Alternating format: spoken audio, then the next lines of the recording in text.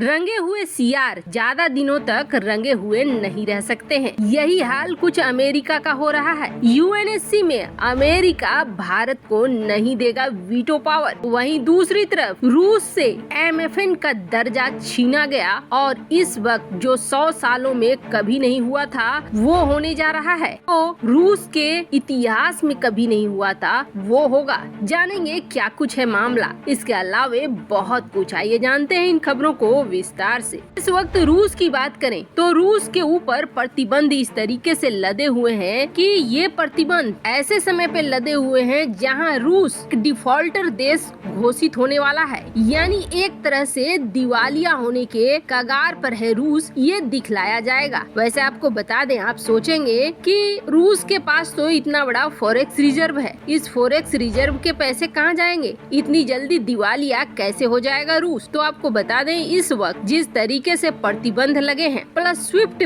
Ban हो चुका है, स्विफ्ट से रूस को बाहर कर दिया जा चुका है। ऐसे में ये जो सारा पैसा है, ये सारा पैसा रूस के लिए इस वक्त बेकार है और रूस इस पैसे का इस्तेमाल नहीं कर पा रहा है। इसके अलावे पेमेंट सिस्टम से बाहर होने के कारण बहुत तरह की समस्याएं आ गई हैं। बहुत ऐसे पेमेंट है जो जहां थे वहीं रुक गए हैं और यही चीज अब रूस को कर्ज के पेमेंट करने से रोक रही है। दरअसल हो ये रहा है कि स्विफ्ट बैन होने के बाद, डॉलर सिस्टम से बाहर होने के बाद रूस के सामने कर्ज का अंबार जो लगा हुआ है, जो दुनिया भर के देश समय समय पर लोन लेते रहते हैं, अपने देश के विकास के लिए बॉन्ड जारी करते हैं और बॉन्ड के बेस पर लोन लेते हैं, उसका समय रूस के सामने भी आ गया है। वैसे आपको बता दें, इधर बीच आपने देखा होगा भारतीय फॉरेन रिजर्व में 10 बिलियन डॉलर की घटोतरी हुई, यानी घटा। ये क्यों घटा, इसके कारण क्या है? तो इसके कारण यही है कि 2022 में बहुत सारे ऐसे लोन हैं जो 10 साल पहले, 15 साल पहले भारत की पिछली सरकारों ने लिया था, उसे चुकाने का वक्त आ गया है। रूस में भी कुछ ऐसा ही है। रूस की पिछली सरकारों ने या फिर पिछले साल में रूस ने कुछ कर्ज लिए, लोन लिए अपने देश के विकास के लिए। ऐसा करते हैं ज्यादातर देश जो लोन लेते हैं, लोन लेकर अपने देश में कामकाज को आगे बढ़ाते हैं और जैसे समय पूरा होता है वैसे इंटरेस्ट के साथ लोन को लौटा दिया जाता है। तो जैसे भारत के सामने 2022 में कई ऐसे लोन पेमेंट करने थे, जिसकी वजह से अभी आपने देखा 10 बिलियन डॉलर की घटी हुई फॉरेन रिजर्व, वैसा ही आप आगे भी देखोगे क्योंकि 2022 में बहुत ज्यादा पेमेंट करने को है। पर हाँ, अगर भारत एक्सपोर्ट पे बराबर कर लेता है मामला को, तो फिर ये घटाव कुछ कम देखने को मिलेगा। लेकिन रूस के साथ तो ऐसा नहीं है। रूस को लोन रीपेमेंट करना है, लोन वापस करना है और उसके लिए भी 2022 बेहद महत्वपूर्ण है। लेकिन एक्सपोर्ट की बात करें तो इतना ज्यादा प्रतिबंध लग चुके हैं कि रूस को अभी पैसे नहीं आ रहे हैं। रूस को पैसे सिर्फ आ रहे हैं तो अभी जो भारत तेल खरीदेगा उससे आएंगे, या भारत जो हथियारों का ऑर्डर दे रहा है उससे आएंगे, अन्यथा उसके पास बहुत ज्यादा ऑप्शन नहीं है। और इन सब के बीच अमेरिका ने, यूरोपीय यूनियन ने ये किया है कि एमएफएन का दर्जा छीन लिया है रूस से। एमएफएन क्या होता है? मोस्ट फेवर्ड नेशन, यानी इसके तहत जो यूरोपीय देश हैं वो रूस के साथ व्यापार करते हैं तो रूस को फेवर देते हैं, जैसे कि टैक्स में छूट देना, कई तरह के टैरिफ में छूट देना, ये सारी चीजें लगी रहती है जब मोस्ट फेवर्ड नेशन की टैग लग जाती है किसी देश के साथ। तो पहले रूस के साथ जो यूरोप के देश थे वो काम करते थे इसी तर्ज पर, यहाँ तक कि जापान भी एमएफएन का स्टेटस देता था रूस को। वैसे जो नहीं जानते हैं वो जान ले, जापान और रूस में चाहे भले कितनी भी दुश्मनी हो, लेकिन दोनों के बीच व्यापार बहुत जमकर होता था और यहाँ तक कि जापान ने रूस में बहुत सारा निवेश भी करके रखा हुआ है, इसलिए जापान एक तरह से रूस के लिए महत्वपूर्ण भी है। पर अब इन देशों ने मन बना लिया है और एमएफएन के स्टेटस से रूस को हटा दिया है, जिसका असर सीधे सीधे व्यापार पर देखने को मिल रहा है। जो वर्षों से नहीं हुआ था वो चीजें रूस में हो रही हैं। पिछली बार भी इसी तरह की खबर आई थी कि लोन पेमेंट करना है बड़े रूप में, जिस पर रूस ने लोन के बड़े अमाउंट को पे कर दिया था पिछले साल, जिसके बाद शेयर बाजार संभल गया था। पर अभी हालात ऐसे हैं कि रूस चाहकर भी पेमेंट नहीं कर सकता है, जिसकी वजह से शेयर बाजार भी धड़ाम हो रहे हैं। मतलब चारों तरफ से रूस को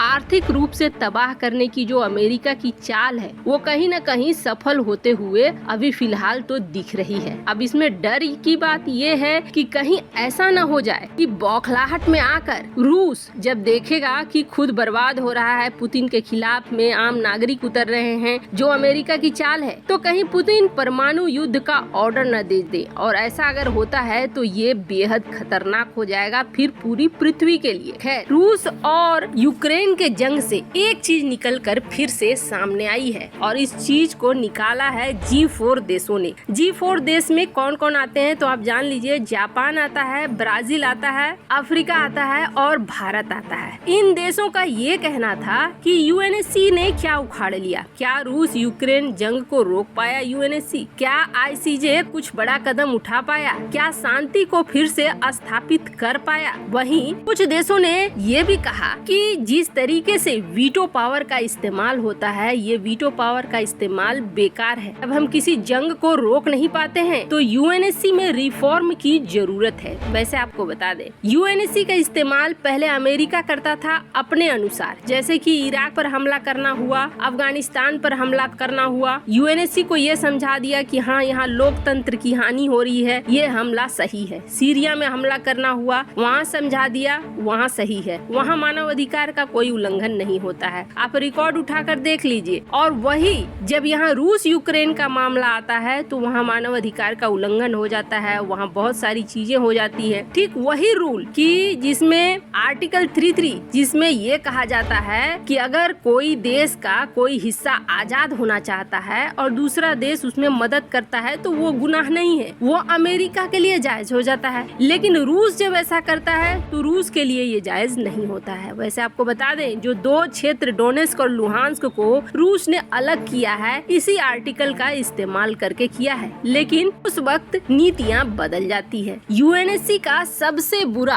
और पूरे यूएन का ही कहें तो सबसे बुरा देखने को मिला 2 मामलों में, एक अफगानिस्तान में और दूसरा रूस यूक्रेन युद्ध में। वैसे भारतीय पीएम ने पहले भी कहा है कि न तो आप महामारी रोक पाए, न आप अफगानिस्तान में जो क्राइसिस पैदा हुई उसे रोक पाए, तो फिर यूएन के होने न होने का क्या फायदा है। अभी हाल ही में फ्रांस ने भी ये कहा कि यूएन का रिफॉर्म होना चाहिए और यूएन में भारत को मिलना चाहिए वीटो सीट, यानी परमानेंट सीट, वीटो का अधिकार भारत को मिलना चाहिए। हमने कई जगहों पर देखा वीटो का गलत इस्तेमाल होता है। कई ऐसे देश हैं जो वीटो का गलत इस्तेमाल करते हैं। हालांकि फ्रांस का इशारा चीन और रूस की तरफ था। रूस ने अपने खिलाफ आए प्रस्ताव को वीटो कर दिया, इस चीज को लेकर भी था। चीन भी कुछ ऐसा ही करता आया है जब कश्मीर में आतंकियों छुड़ाने की बात आती है तो खैर, फ्रांस तो चाहता है कि भारत को वीटो पावर मिले, भारत एक परमानेंट मेंबर बने, पर क्या